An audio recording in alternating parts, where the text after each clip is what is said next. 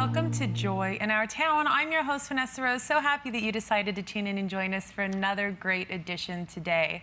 Today we are joined by Dr. Amanda Roberson, and she is a naturopathic physician, professor, and author. Thank you so much for joining us today. Thank you so much for having me. Such a pleasure to have you here, Dr. Amanda, and to speak about a couple of wonderful issues. But before we get started discussing those issues, would you mind just sharing a little bit about yourself and your history and how you got to be where you are today? Okay. So I am an Atlanta native. I actually was born and raised there, and somewhere around my second or third year of teaching, I kind of felt like I needed to do something more with my life, and I was drawn towards medicine just naturally, and I felt like God was kind of leading me towards naturopathic medicine because there were a couple of things that were going on with a lot of my family members, and their health wasn't necessarily getting better based on how their doctors were taking care of them. So that made me kind of inquisitive about how we could move forward and do things in a better fashion. And then I found naturopathic medicine actually on the internet, and I came out here and moved away from my family over 1,800 miles and started school, and I've never looked back. So it's been awesome. And how long have you been here now? I've been here about 7 years now. Wow, and you like it? Do you enjoy the Valley of the Sun? I do. I love it, yes. It's very different than Atlanta. But yes, quite. Atlanta's a beautiful place too. It is, so, definitely. Well, thank you so much for taking the time to be here. One of the things you do is naturopathic in health, and coming from the South, that's probably a little bit of a contrast. Yes, because a lot of the food there is a part of the problem, which is primarily the reason why I wrote this book. Oh, wonderful. Yes. Okay, so you wrote a book. Yes. What is it? It's called Dear God, Bless This Mess, What Christians Should Know About Food, Health, and Healing. Wonderful. And so this is something that you were inspired. What inspired you to write this book then? Well, actually, I think it was around my third year in medical school. I kind of had like a flash or a vision of the cover, someone praying over food that I knew based on my training and clinical education that it wasn't healthy for the person to eat. And I kind of felt like God was just showing me that this is a problem, and I needed to be very vocal and teach people about why it's not good for us to pray over things and expect certain outcomes when ultimately, based on how He divinely designed our bodies, we're going to end up with certain results. And that's part of the reason why we have so much chronic disease in America now. Wonderful. Well, that's a wonderful inspiration, and I've read part of it. I've not read the book in full, but there's a lot of great information in there. Thank you. And so for our viewing audience at home, we're actually going to be addressing this. We are speaking about health today, and our first topic is you really are what you eat. This is something that we have heard before. We have heard this term before. You know, eat to live, don't live to eat. Right. You know, which is sometimes difficult to do. Yes. But what does that really mean, Dr. Amanda? That you really are what you eat? How would you put it in terms to explain to someone what that really means? So our bodies are made up of trillions of cells. So they're little bitty tiny compartments that do certain things. They help us digest food and metabolize things so that we can have a lot of energy to do the things that we need to do. So basically, depending upon whatever you're eating, whatever you're putting into your body, that's the fuel that fuels or engages and helps your body to function. So if you give your body unhealthy food, you're going to end up with an unhealthy cycle of things that are kind of like not necessarily helping your body to function as good as it could if you were to give it really healthy, nutritious foods instead. Okay. And so one of the things coming at it, because I know that a traditional medicine doctor and a naturopathic doctor would address it differently. Right. But what is prevention versus treatment, really? I mean, how do you qualify that? Okay, so within naturopathic medicine, there are certain principles, and one of our primary principles is prevention. We look at prevention a little bit different from your typical allopathic doctor. So your medical doctors are typically trained in an allopathic model, whereas naturopathic doctors are trained in prevention as well as some other things to kind of help maximize the body's opportunity to heal. So in the case of prevention, for example, if you go to your allopathic doctor, they may suggest, oh, it's time for you to get your flu vaccination or your HPV vaccination based on how old your daughter is or something like that. But at the same time, from the naturopathic lens or scope, our focus would be to help people recognize that vaccinations is not the only way that we can prevent disease. Okay. So there are other types of screenings that can be done. There are genetic tests that we can do. So if someone has a history of like a women's health or reproductive health cancer in their in their lineage or within their family, we can actually trace or track that person and kind of help them put other lifestyle things into place so that they'll be less likely to end up with cancer later. So it's not just, oh, let's go ahead and give you a mammogram, or oh, let's go ahead and do an HPV screening or a pap smear and see if there's an issue. It's kind of, well, we know this is something that's you're probably predisposed to based on your genes, so we can be proactive in our approach to help prevent those things from happening later on. Okay. That sounds like a very logical approach to life in a lot of Yes. ways. Yes, it has nothing to do with the whole watch and wait model, which is actually very common. Okay. So we're not watching and waiting, we're actively engaged in what's potentially going to be a problem for patients, and then we take steps and put other treatments into place to make sure that the patient is less likely to go down that road of sickness and disease. Okay. Have you found that genetics plays a big role in a lot of diseases, or is it something that really can be messed with the biochemistry of the body and the way that our body's made? Is it something that we have a little more control over than maybe sometimes is let on? You're absolutely right. Okay. We actually have much more control over it than we thought in the past. But now we're recognizing that individuals have more control over what ends up happening to them based on, again, what you're feeding your body, the fuel that you're giving your body, the vitamins, the minerals. Those nutrients are going to help your body to maximize and be at its best, work at its best. So your immune system will be up to par and function properly, and that way it can ward off and fend off those cells that are kind of like they want to go.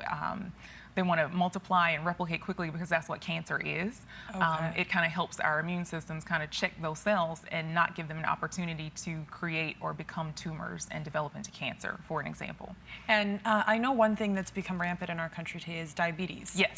And that is something that they began to ask, you know, does your family have a history of diabetes? Yes. And I know that personally, my family has a history now of type 1 diabetes, which isn't as common and I guess is more typical to be hereditary. Yes. So because of that, I've taken the steps to try to prevent that. I mean, is that something that people can do?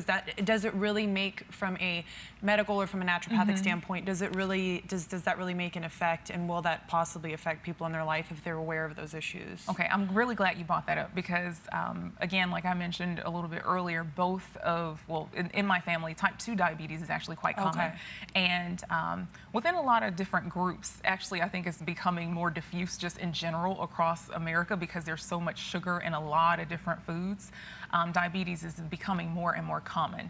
So again, there is some connection with type 1 diabetes, but more than anything, your diet as an individual is going to be that main thing that's going to determine whether or not you're more predisposed to having diabetes later. Okay. So again, making sure that you're eating foods that are not going to spike your blood sugar, avoiding sugary, sweet things in excess, and making sure you're exercising and getting plenty and ample sleep and rest. That can play a role in regulating your insulin, which helps to check high blood glucose levels, high sugar levels. Interesting. So one thing I think that's been kind of a fad in the world lately in diets is fat, horrible fat this, carbs this. Yes. But talk to me about sugar. That's something you mentioned, because I know that you're like, we could talk for 6 hours about this. And yes, this is, we could. It's something that I think is not addressed enough. No, not at all. Because people don't realize, a lot of people don't read labels. They don't see how much sugar is in even bread and in simple things. Exactly. So talk to me about sugar. Okay. All right. So let me know when to stop talking. Okay.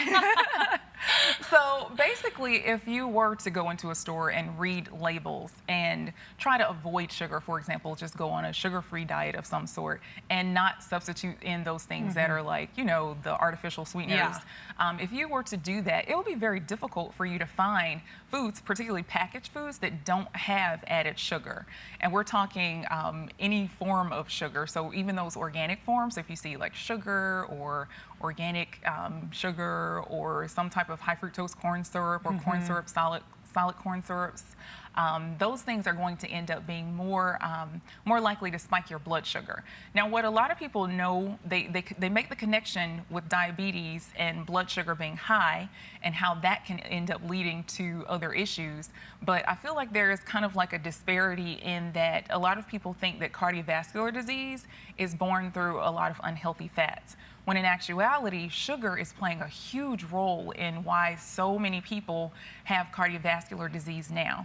So, for example, and I talk about this in one of my YouTube videos, actually, how when you look at the cross-section of a blood vessel, so if this were a cross-section of a blood vessel, when you have a lot of sugar flowing through the arteries, they bump up against the walls of the arteries, and they cause damage, nicks and tears. So whenever you have a nick or tear on your skin, your body naturally attempts to heal it or to repair that area.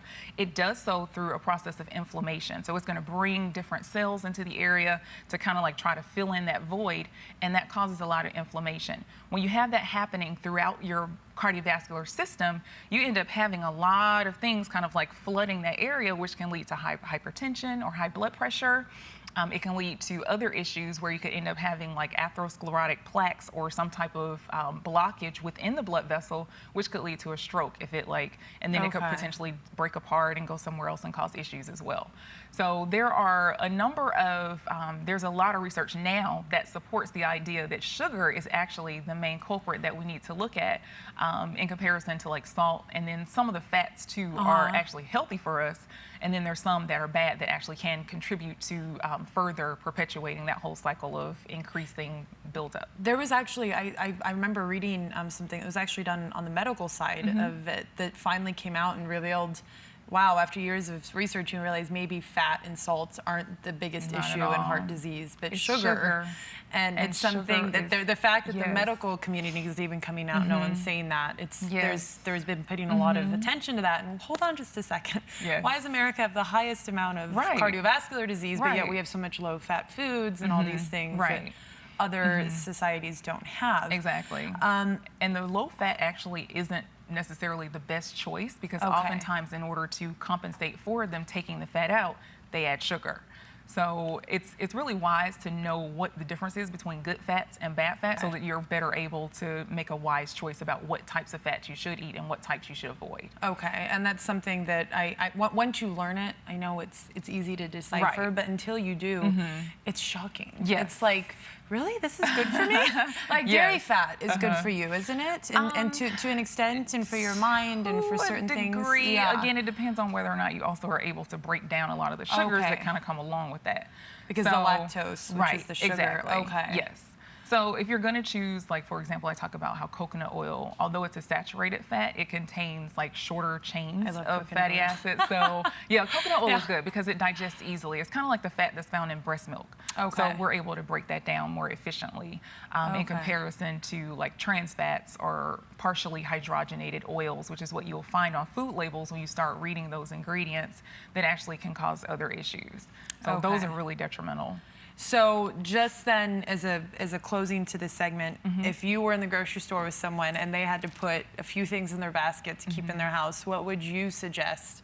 What do you put in your basket? There we go. So mainly, and I actually just went grocery shopping, so this is there easy. we go. It's the walk through the grocery store.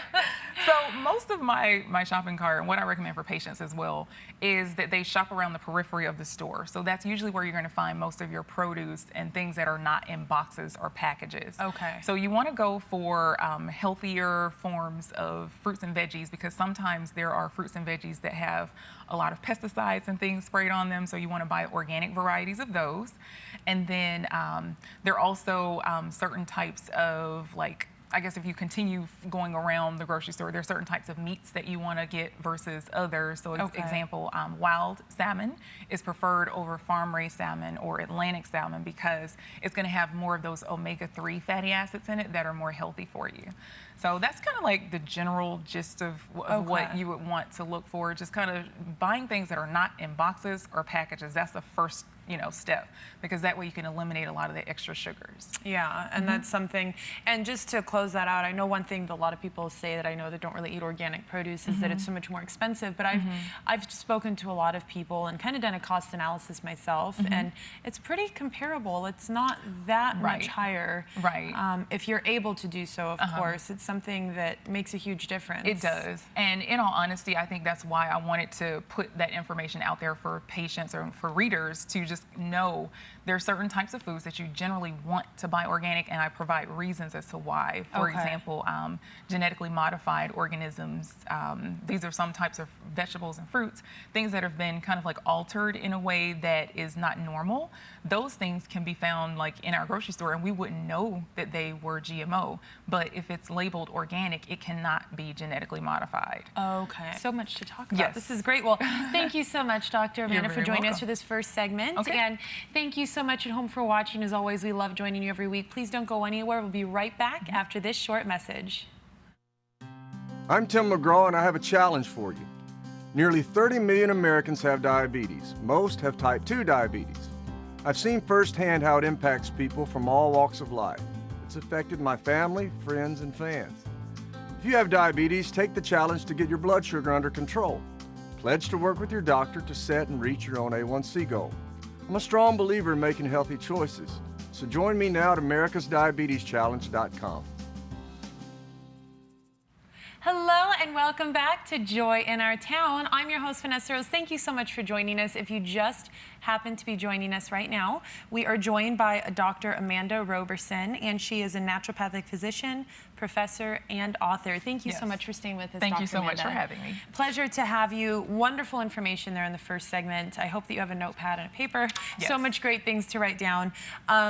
Now we're going to be speaking about, of course, still health, but renewing your mind. And this is something that I think the best way to kind of sum this up is spiritual health and physical health and everything kind of put together, and how powerful our mind is. So explain to us what it means to truly renew your mind and have that balance of spirituality and health in your life. Okay.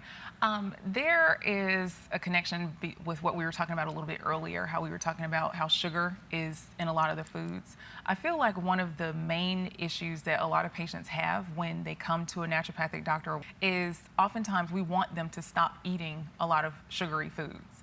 And because sugar kind of like excites some of those same parts of the brain that drugs do, there actually can be some addictive behaviors to it. So it gets very challenging for patients to think that they're actually capable of cutting out sugar from their diet long term.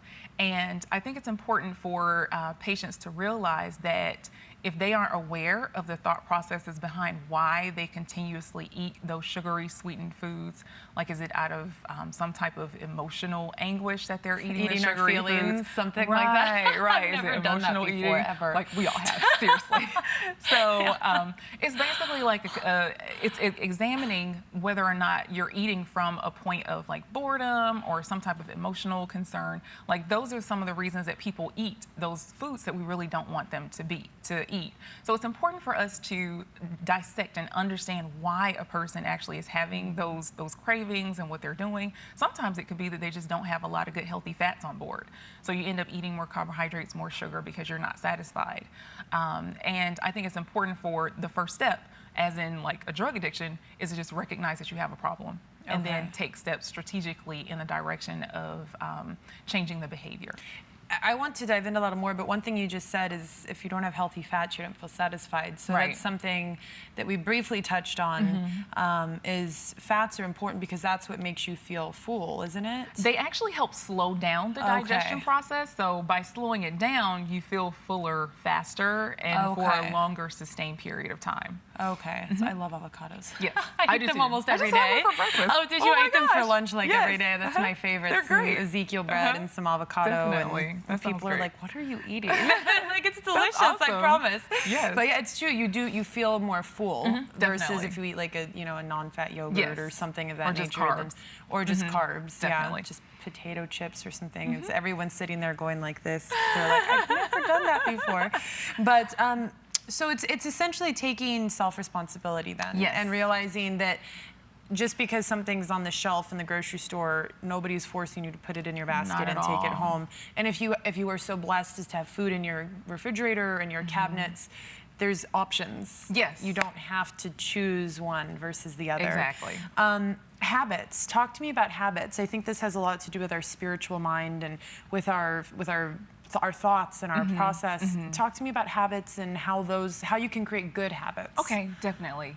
One of the things after awareness is recognizing that you do need to change, and it's important to recognize this as a process. Okay, let's do this first step, or if they're really, really on board with it, we can kind of just do a major overhaul and just give them a series or sequence of things to establish within their lifestyle. But the goal long term is to help them to feel so much better, and to just kind of like connect with whatever whatever was wrong with their body, and to recognize, oh, when I'm doing these things now, I feel better. Once they do that, then it helps them to be able to establish the habits. Okay. It's also important for them to recognize their thought life, because whatever a man thinks in his heart, so is he. So if that information has kind of been implanted into your mind, like, oh, I'm always going to be overweight, I've been overweight since I was a little kid, or oh, I'm not going to be healthy because nobody in my family is healthy, then those thoughts can actually trigger responses within our bodies that are technically not of God. And we need to be aware of those things as not just related to kind of like our thoughts, but actually creating some situations within our bodies as well. Wow.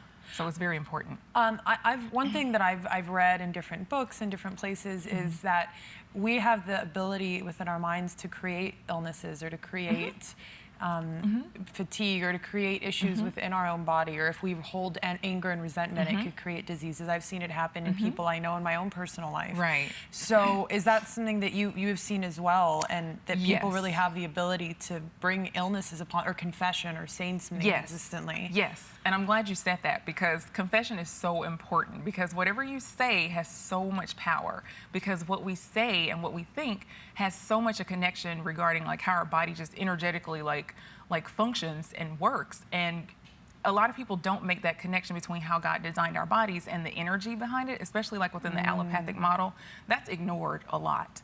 And I think we need to bring back the spirituality into our health as well, because oftentimes it does get ignored, but it's a very important fundamental component, because yes, there is a lot of research supporting that if people say bad things, or if they hold on to bitterness, unforgiveness, things of that nature, they're going to be more likely to have or harbor disease or illness in their body. Well, and like we've all heard at some point in our life, you know, whenever you don't forgive someone, you're not hurting them, you're hurting yourself. Right, exactly. And it truly does. It truly does hurt yourself and creates tension. And one thing that has to do with our mind is hormones. Yes. So how do hormones affect eating in people in different aspects of life? That deals with ghrelin, which is a hormone that helps us to know, oh, it's time for us to eat. Okay. So when we have that desire to eat, it's normal for ghrelin levels to kind of go up higher. But at the same time, we kind of have like the insulin hormone that's kind of like helping us to recognize, okay, we got to eat because we have eaten, so we have a lot of blood sugar around, so let's get the blood sugar into the cells, and that's how insulin helps. But it's also a fat storage hormone. So it's kind of like if you have these imbalances within your system based on your metabolism, and your insulin is kind of all over the place, and your ghrelin is kind of like just kind of consistently on, even if you're stressed a lot, cortisol can make us really hungry, because that can make your body just kind of like crave carbohydrates, and you're just kind of like, oh, I need some sugar. I think we all know that yes, one. We all know that one. So it's definitely a connection there with our hormones for sure. So again, that's something that we have to be aware of, so we can make the changes to our habits and just kind of like override it. And oftentimes you can override it by making sure that you have the right nutrition on board. And as a naturopathic physician, we shine in that area, because we understand how making sure a person is nutritionally, whatever is missing is kind of like taken care of, and we can fill those voids based on different types of tests that we can do to determine if a person is deficient in certain vitamins or nutrients. One of the biggest issues probably is exercise, and that probably is more mind than anything. Making yourself, you know, get into the gym and go get sweaty, and oh my goodness, you know, so I make myself do it, you know, but sometimes not as often as I should. But it's one of those things that you have to do it. How important is that in your overall health to stay active? Okay, so activity is probably second to eating healthy. Okay. So I encourage patients oftentimes, like every time I feel like they're ready to incorporate some type of exercise, even if it's just 15 minutes. Because what ends up happening is, remember how we talked about the blood vessels earlier and how you can have the little plaques and things kind of like caked up there. Basically what happens during exercise is you're getting your heart to pump faster. And as it's pumping faster, you're going to have more forceful flow of blood through the blood vessels. So if you do that on a regular basis, that kind of can help sweep or clear out some of those areas where you might have some of those plaques starting to kind of like take shape and start, you know, setting up shop. And with healthy fats on board, like omega-3 fatty acids, it's definitely going to help break those things down, so you don't necessarily have to continue in that particular like unhealthy direction, because maybe you've not exercised your whole life, and Yeah. now you want to start exercising. Again, just get clearance that your heart is healthy enough for you to do so, Okay. and definitely go for it.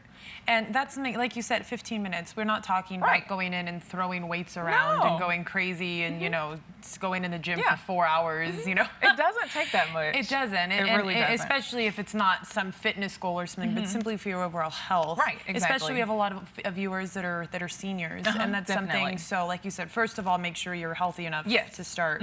But then just a brisk walk or something even of that nature. Yes, and it definitely not only helps your cardiovascular system, but it helps your neurological system and your brain as well. It does. Yes. And that's something that exercise, I think, truly, it's a stress reliever. Yes, for sure. And it makes you feel better as a person. Dr. Amanda, so much wonderful information. I feel like we could do this for the next 2 hours. Yes, I'm we sorry could. that it's over already, but Already? thank you. I know. Thank you so much, though, for joining us. And thank you for having me. Yes, wonderful information. I hope that you have enjoyed this at home. I hope that we've brought some joy into your life today. And I hope that we have shared some great information with you that will contribute to your overall health and to the ones and the loved ones in your family, so that you can make sure to be there for them for generations to come. Thank you so much for joining us, and we look forward to seeing you right here next week on Joy in Our Town.